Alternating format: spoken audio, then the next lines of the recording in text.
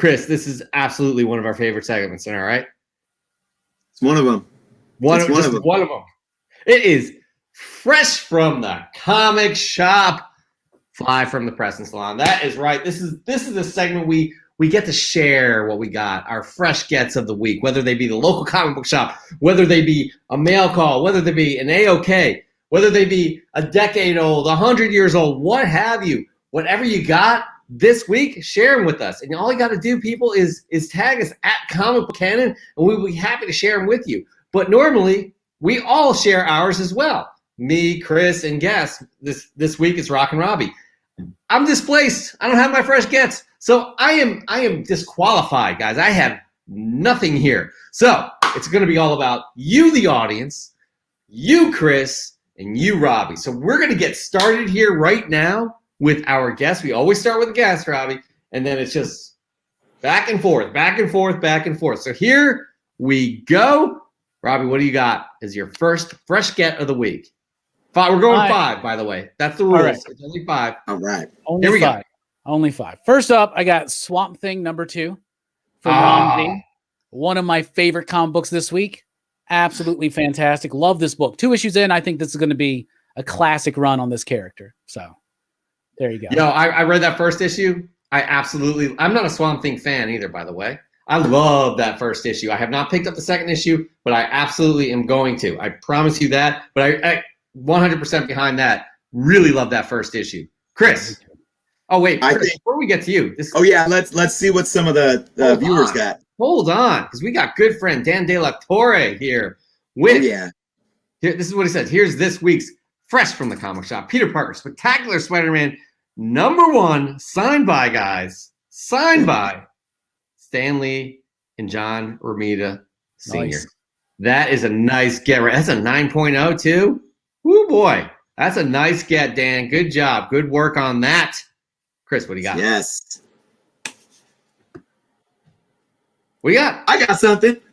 What do you got? What do you got? All right. I picked this book out because I've been hunting this run. I've been talking about it for a long time. I think it's definitely underrated. It's been getting a lot of some steam lately, especially a few books that folks are specking on possible MCU appearances of some characters. This run's got a lot of first appearances that I think people have overlooked for a very long time. But this is just a little issue of Strange Tales. This is 133. Nice looking copy. That's beautiful. Got some Doctor Strange. And of course, Human Torch and the Thing. That is nice, Chris. Yes. Where'd you get that? Yeah, I got it from my comic shop, and it was like 10% off. Wow. Because it was like they do, if you sign up to their email list, they will send you I think Monday, they send you a newsletter with a discount code, and you get like 5 to 10% off of select books. Usually they'll do like A through L Marvel and, Justice League DC or something like that. So yeah, this was like, it was either 5 or 10% off. So that is a nice book. All right, Robbie, Rockin Robbie, before we get to you, we are going to go with Vinny Whitlock with Thor 134. It's the first High Evolutionary. Guys, I've been on the lookout for this book. I really want this one in my collection. 5.5 is pretty tasty right there. This guy's coming to the MCU. I have no doubt about it. I have no doubt that this guy is coming to the MCU, the High Evolutionary. He's involved with so many characters, and he's pretty much a staple, I would say. What are you guys' thoughts on that? That is a nice book, Vinny. Vinny, nice book. I love it. High Evolutionary is one of my favorite characters. When I was a kid, they did that across the annual story, the Evolutionary War, and I just loved it. In fact, when I was performing, we were talking about the hip-hop stuff. My stage name is Contact because of the Carl Sagan book, but my surname was the High Revolutionary, kind of as a response to. There you go. That's awesome. I love it too. I've been talking about High Evolutionary. I think it was in early 2019 when I said, look at this book, because there's so many different ways they can bring him in too, and I think it's definitely inevitable. So, absolutely. All right, Robbie, you are up next. What do you got? Fresh from the comic shop. I feel like I'm just left out, and it's painful. But your guys' books. What do you got, Robbie? This one was my pick of the week, and it's the Silver Coin #1. Freaking love this book. It's each issue is going to have a different writer, but Michael Walsh is going to be the artist on each one. It's the artwork's like very gritty and it's got a lot of texture to it. And each story is going to revolve around this silver coin that when you get it, it kind of brings you luck, but in a very unlucky kind of way. And this is about a guitar player who gets it. He starts shredding. He gets popular, super famous, but it doesn't end too well. Chip Zdarsky was the writer on this one. Very well done. Very well done. Yeah, I saw you review that book. I actually have that book in hand. Well, not in hand, but I have it, and I'm about to read it. Is it? I'm psyched about it. I really like the way that they kind of set this up. Is it kind of like a Twilight Zone deal? Yeah, it kind of feels like that, but it's all going to be connected by the silver coin, right? And so like, this one's in the 70s, and they're a rock band at the rise of disco. And so they're like in all this pressure to like join up and be disco artists. And I'm certain that other ones are going to be in different time periods, which I think is really cool. Perfect. Yeah. I mean, we got the 3 musicians here. That should be interesting to all of us. I'm pretty psyched though. I am absolutely psyched to read that one. I'll read it before next week. I promise you that. But before we get to your next, was it your second get of the week? We're going to hit up AZ Mailman. I think he goes by Arizona Comics here. But here we go. Star Wars #1, guys, signed by Harrison Ford. That's awesome. That is awesome. As he says, I got a pretty cool book back from CGC this week. AZ Mailman, aka Arizona Comics or Planet Arizona Comics. I am sure you are very happy with that one. All right, Chris, are you happy with your next get? I hope so. Yeah. So I went out of town for a few days this week. Very much needed. And of course, I was still pushing out videos for you guys on my channel. But love you guys. I stopped in a thrift shop and they had a violin, and I almost bought the violin because I always wanted to learn to play violin. But I didn't buy the violin, but I bought a couple comic books. And one of them was Amazing Fantasy #2. I do believe this is the second appearance of Arana, the Spider Girl. #1's her first appearance, which I don't think I own. That book has gotten hot. But this was $3. They just had a few books sitting in a box. And I mean, this is easily a $10 book all day right now for $3. It's minty fresh. I was like, yeah. Yeah, absolutely. By the way, there's a lot of good first appearances from that series right there. Most notably is Amadeus Cho, I do believe, on is it 15? Is that the number? Is it 16? I'm not sure. Anyways, I don't know. It's in that run. Yeah. So #1 is definitely getting some heat based on some rumors about her maybe appearing in some sort of on-screen appearance, whether it be cartoon, whether it be television show, or even films in the next Spider-Verse film. So we shall see. But before we see Rockin Robbie's third pick of the week, we got to go to the audience, guys. We have to go to the audience. They are why we are here. Because nerds being geeks, got this. This is Werewolf by Night #2. It's the first Werewolf by Night. As he says, or he or she says, one of my most recent pickups from eBay. The video is up. Link to my YouTube channel in the bio. New comic books videos released weekly. So everybody check out Nerds Being Geeks on YouTube as well as Instagram. But that is a nice book there. I have I'm honestly, guys, I am ignorant when it comes to Werewolf by Night other than, 32 and above. Why is Werewolf by Night #2 the first appearance of Werewolf by Night? Because that's Marvel Spotlight. Marvel Spotlight, right. Yeah. Got it. Okay, my bad, guys. My bad. Did not read that. Anyways, I only know 30. That's the really important one, as we all know. A really expensive one. All right, Robbie, what do you got up next here? Third pick. There's been a lot of shit talking on Jeff Johns lately, even on tonight, and I understand all of that. So I wanted to say something positive about him. And he released a new book called Geiger with Gary Frank and Brad Anderson that I just freaking loved. Like, I love this book. It's about this dude who somehow survives this nuclear holocaust and he gets powers. So it's like a superhero book at Image, which there have always been, like, Image was founded with superheroes. Then they kind of got away from that. And now it seems like there's a resurgence of all these superheroes, maybe because of the success of things like Invincible or The Boys or something like that. But Geiger was actually really, really cool. It picks up, there's a lot more nuance in Johns' work nowadays post Doomsday Clock, in my opinion, because he really stretched hard to try to make it as complex as he could, but still being simplified like a DC story. So you see that kind of brought into Geiger. Gary Frank's artwork, so pristine. This is a dude working without a deadline. I just hope this book comes out on time. But Geiger #1 was super solid. Super solid. Yeah, Gary Frank is phenomenal. I mean, but that's his thing, is timelines. Am I right? Yes, exactly. I mean, his art is so detailed. You can see why it takes so much time. I have that coming my way from TFAW. I think it's the glow in the dark variant. I'm psyched to see that. I'm a little pissed about what I'm hearing from Jeff Johns, to be honest. But I do want to read this. I saw your review on that as well, and I'm excited that you liked it because it's coming my way. So, moving on from Geiger #1, we're going to get back into the audience right here.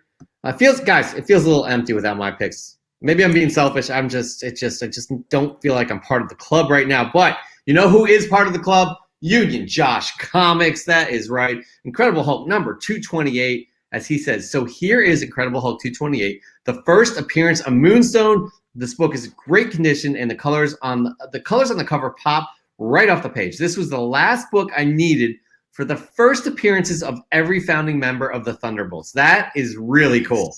That is very cool, Union Josh. Thank you so much for sharing that, as you do each and every week. We love seeing this. Speaking of, guys, it's really simple to share with us. It's really simple. We never turn people down, do we, Chris? Never turn people down. Absolutely Tag not. us at Comic Book Canon right there. What your fresh gets of the week are, we will be happy to share. We may not get all of your fresh gets because some of you guys send us like 10, and we cannot dedicate 10 of your books to a show. But we try to pick out the best ones. Don't hate us for that. Anyways, we greatly appreciate you guys. It absolutely makes a segment. So keep bringing those in. Keep sending them in. Chris, you are up next, man. What is your third fresh get of the week? All right. Big shout out to none other than A1 Comics. So you guys know that Wednesday is always A1 Wednesday around my parts. If you're not checking out A1 Comics yet, you're definitely missing out. They're A1 Comics on Instagram. They have live Instagram shows every. Oh, sometimes Chris, on Friday, internet Wednesday. is not reliable. I'm sorry, I just cut you off. Your internet again. You weren't even talking bad about AT&T this time. I wasn't talking about AT&T this time. What? I don't know. A1 Comics though. A1. Maybe it heard me say A1. It sounds close to AT&T, and they were like, "Uh-oh, here he goes. Here he goes." All right, so yeah, I was talking about A1, how they have their live sales on Instagram every Wednesday, and last Wednesday I picked me up a book, and I was happy to do so. I try. It's tough, man. Their live shows are popping. If you want to like, there's people that are like, because they do a wall, right, and there's people that like they don't put everything up on the wall beforehand. They have them in a pile and they put them up one. And there's people that are like, they're probably zooming in on their phone, taking screenshots, trying to see what's in the pile. And they claim like, shelf Z, like when you're still on D, because they're guessing what's going to end up on Z. And they're like, claim Z before the book's even there. The book goes up and you're like, oh, dang, I wanted to try to claim that one. So just a little take on A1's claim sales. It is nutty. It is gritty. It is, but I got my hands on an Uncanny X-Men number 98. Early appearance of, the new team, the 90s books.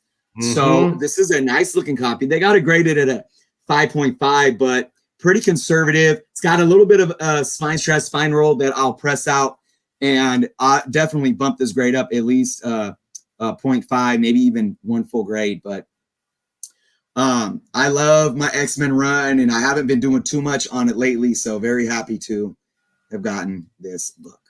That is a beautiful pickup right there, Chris. Always impressive, the things that you bring to the table. Always impressive. But you know what else is impressive? Our audience too. They bring it as well. So right now we have, this is Shadow. I believe it's pronounced Shadow Rat. I think that's what he was going for here. He's got Carnage, Black, White, and Blood. Number 1, it's that Gleason cover. He also had many other variants from this title as well. And an ENIAC one he wanted to share with us. So I figured that this was probably the best one to share. Robbie, how are these selling in your neck of the woods there in terms of your shop? The Gleason variant selling like crazy. The other ones people don't seem to care about so much. Interesting. I mean, are people going to get? I do like this. Okay, I do like it. Obviously, it doesn't compare, in my opinion, to that first Gleason. Spider-Man 55. Are people going to get sick of this, Robbie? What do you think? Probably not. I'll be honest. I mean, I think eventually what will happen is the hype will hit a certain point where, like, even right now, like that Spider-Man book hit and it hit big, and then all of a sudden it started like shops knew ahead of time about this one. So there's so many. So that's what's it's like Scotty Young. There's still avid collectors of Scotty Young, but there was a moment where it was like impossible to find Scotty Young's fresh on the shelf, so. But that's really cool. But he did a Venom, right? That was an exclusive or something. He did Spidey and Carnage. Yeah. What's next? Is he going to do Vulture? I mean, come on. That don't work. He did Man-Thing. Oh, yeah, Man-Thing. Yeah, that's dope. That Man-Thing was nice, actually. That was very nice. I didn't read that issue, but that's a very nice cover. Thank you so much, Shadow Rat, for sharing that with us. But right now, we got Robbie sharing his 4th fresh get of the week. Robbie, you've been all over the place in terms of your books. They've been all amazing. All ones I'm looking forward to reading, actually, myself. So what do you got? Well, I couldn't have done all that love for Vault without showing a Vault book. So that's a new one that came out this week, and it's Hollow Heart number 2. Hollow Heart is a very haunting book. It's kind of like a Frankenstein story. This being right here is named Elle. They're like this jumble of human organs from different people, different corpses or whatever. We're finding out slowly as it goes. He's thrown together into this like suit, and he's like experiencing all this pain. He's tethered to this science lab that he doesn't want to be. He keeps trying to escape. And the thing is, if he does escape, he breaks his tether and he dies, but he knows that. So he's kind of like, it's a real sad take on this dude's suicidal, right? But for good cause. But then there's somebody who works for this organization who starts like showing compassion and sympathy and care and love to him. And it's just chilling, heartbreaking. And this is about the hopeful despair that lies within each and every one of us, because we all have hollow hearts. Interesting. Well, and look at that cover. That sounds dope. I love that cover too, man. That cover's beautiful. Yeah. The first issue had a really nice cover as well. Yeah, it's super creepy. And like the same artist does the cover. The interior is not quite like that, but if you look at just like, you can see the emotion in that face, the pain. It's really, really good stuff. And I like the coloring too. That's a good pick right there. That is a nice fresh get. Again, they are following along that theme of those kind of popping colors, the pinks, the blues, and things like that from that first issue. So anyways, guys, keep a lookout on that. I do believe my LCS he suggested I read this, and I was like, I was on the fence, but maybe I'll go back and pick up that first issue. Anyways, all right. Moving on, we have some more from our audience as well. Here we go. What do we got? Comic Noob with Dan De La Torre is going to love this one. Comic Noob with Defenders number 10, gift from the wife, and she got a hell of a deal for it. Maybe I might let her do my negotiations from now on. That's what Comic Noob says. Comic Noob, congratulations on that. That's Avengers versus Defenders storyline. Dan De La Torre we're going to take an opportunity to thank you for donating your CGC graded Defenders number 10 to give away to our grand prize winner, Kaya B. We will be sending that off very shortly to you for our 500 sub winner. But anyways, just felt like it tied in right there. It totally tied in. But Chris, look at how eager Chris looks right now. He is ready to show off his 4th get of the week. What do you got? Well, that was really cool because we had Hulk going up against Thor. So how fitting that we got some Hulk going up against Captain Marvel. So got Captain Marvel number 21 here. That's nice. Very cool. I got this from good friend of the channel, Charlie. Charlie came into I just got to tell her story real quick because I think it's amazing. Charlie came into a collection from a family member. I don't know if a family member had passed or something. And, you know, if it prompted her to go on YouTube and start searching comic books, she found my channel, hit me up, said, hey, I came into some comic books. What do I do? I said, here, hit me up on Instagram or email. And she started talking to me. We started talking. And I thought I was giving her tips. I'm like, well, you might just want to, you know, send it or sell it in bulk, but you're not going to get as much money for it. If you actually want to sit and price books, maybe you can sell them in small lots, get more money for it, or, you know, gauge the value of every book. Charlie went and did her work. She found the comic book store nearest her. I don't even think she'd ever been in a comic book store before. She bought some bags and boards. She became a member of coverprice.com and started researching data. Wow. She was asking all the right questions and started getting into, like, you know, asking the questions on how to grade the books and all this stuff. So big shout out to Charlie, because she even said, she's like, I'm hooked now. I'm hooked now. I love me some comic books. So I was very happy to have purchased some of the books off of her. So big shout out. We have another convert, Chris. We got Stephanie. Yeah. Yep. From a couple weeks ago. She's all in on ENIAC and other. I'm gonna refer her to Scumbag. I don't know if that sells well at your shop there, Robbie, but I'm loving that series, man. Scumbag is amazing. I loving that series. I think she would totally love that series as well. All right, moving on. Here we go. We got another fresh get from our audience right here, right now. We got from Red Room Comics. As he says, I love collecting. This is the first artwork This is first artwork, covers, and previews ad. Gem in the Holograms #7. It's the first print subcover, the first Jen Bartella artwork, Kelly Thompson story, and Emma Viacelli art. That's a lot of firsts right there, guys. That is a nice book, Red Room Comics. I'm not sure how collectible these gems are. I'm sure it has a major following. Robbie, what are your thoughts here, man?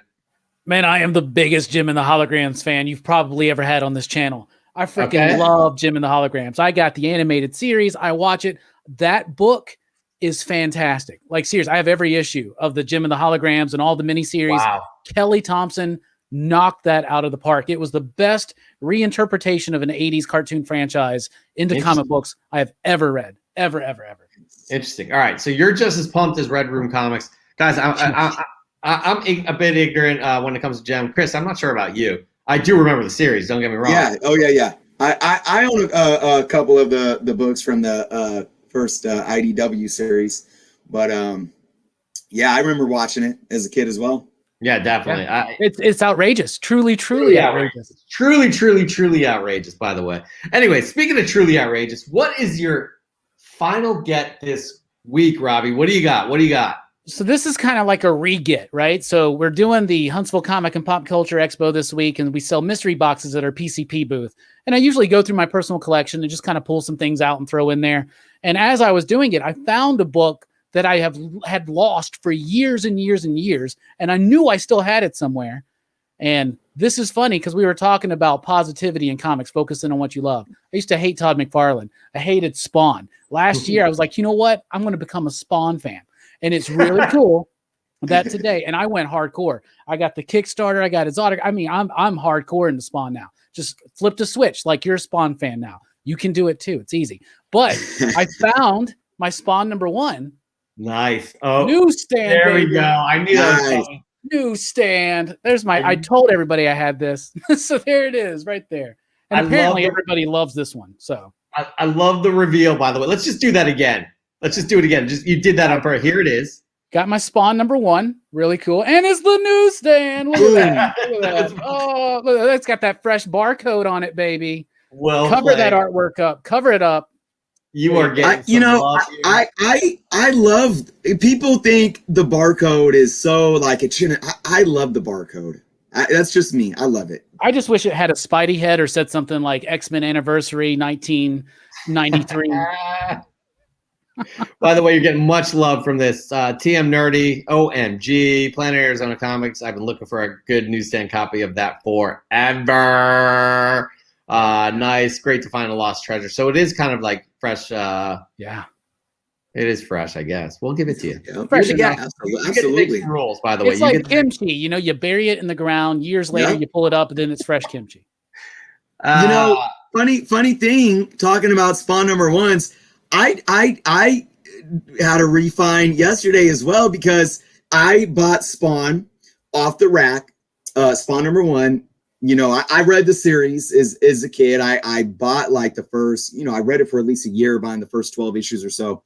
And, you know, I had issue 1 in my box for almost 30 years. It was in the same bag and board that it's been in since I bought it. You know, it was the old, cardboard. It had the brown cardboard on one side of the backing board. It wasn't even, you know, the acid buffer and everything. So I just went in there and was like, I just want to pull it out.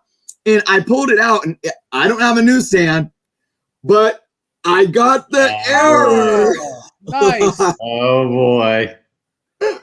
just for fun, because we, you know, it's I don't, you know, we know Comic Tom talked about it and everyone kind of went crazy. I didn't even know about it until I saw him talk about it. I was like, right. It was McFarlane who talked about it. He brought that up. Yeah, on the interview. So yeah, absolutely. All right. Everybody goes to their Spawn and they open it up. I still haven't. I have 2 Spawn #1s, and I haven't dug them up to see if they're newsstand. I guarantee they're not. But anyways, that's a nice get. That's a nice find. How about that, Robbie? A nice find. We also got some nice finds here as well. We got coveted comics. Look at this. Tales of the New Teen Titans 1 through 4, the 1982 miniseries. As he says, this was a last-minute LCS grab last night since I was in the area, and the store was closing in 10 minutes. Not the highest grade, but super happy to add these to the PC. And I also think these books are very undervalued. Copper Age goodness. Yeah, I mean, it's not like their first appearances per se, but they definitely, you definitely have some early appearances. I'm not sure. Maybe they go through the origins or what have you in those issues. I'm not quite sure. I mean, my son loves those. He has each one of those, and he loves Teen Titans. I should bring him in. We should bring him in because he can talk about it for days. Let's do it. Absolutely. We're gonna have to do that actually. Oh, here we go. Cargum US. Guess I got to crack my Spawn CGC to see if it's an error or not. I don't know if that's a good idea. I don't know about that. All right, Chris. What is your last get of the week? And we have one more, by the way, one more audience fresh from the comics. All right. Yeah. All right. So I want to continue the theme of this run because I just love it, man. I doubt I will ever own a full run, but I'm going to get as close as I can. And that's Strange Tales. And it's number 152. This was another grab from my comic shop. Again, 5 or 10% off. So had to go with it. I try to buy at least like 1 or 2 Silver Age Strange Tales. Well, obviously, most of them are Silver Age, except for the few higher number Bronze Age. I try to buy 1 or 2 a month just to keep filling holes. Yeah, you absolutely do love your Strange Tales. I don't blame you, man. There's a lot going on with those too. That's a nice get though. You're getting some love here. Do you have any of the ones like that are like superhero, like any of those ones? No, but I don't know if you guys are familiar with AFTA Comics. Really great. You know, he's a bit older than us. He's been around for a long time. He has great stories that he tells on his channel. A video sometime last year, maybe last summer, where he pulled out I think he had the entire run. And he told a story about like how we got the run and collected it over the years, and he was just going through each of them. And I just got the popcorn, sat back and listened and looked at all these beautiful books, and I'm like, oh man, this is just amazing. Because I do not have any of those.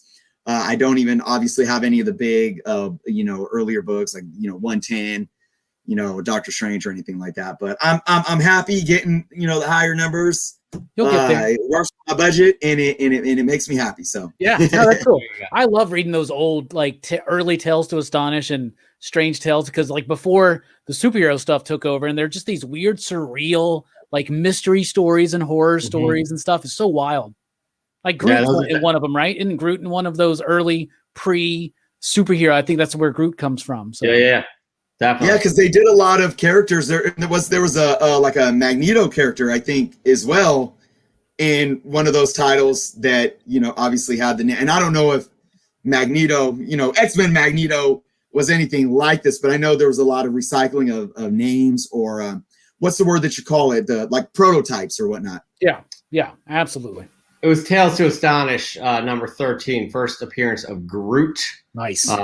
Yeah, so definitely probably one of those non-connected stories that they way different character.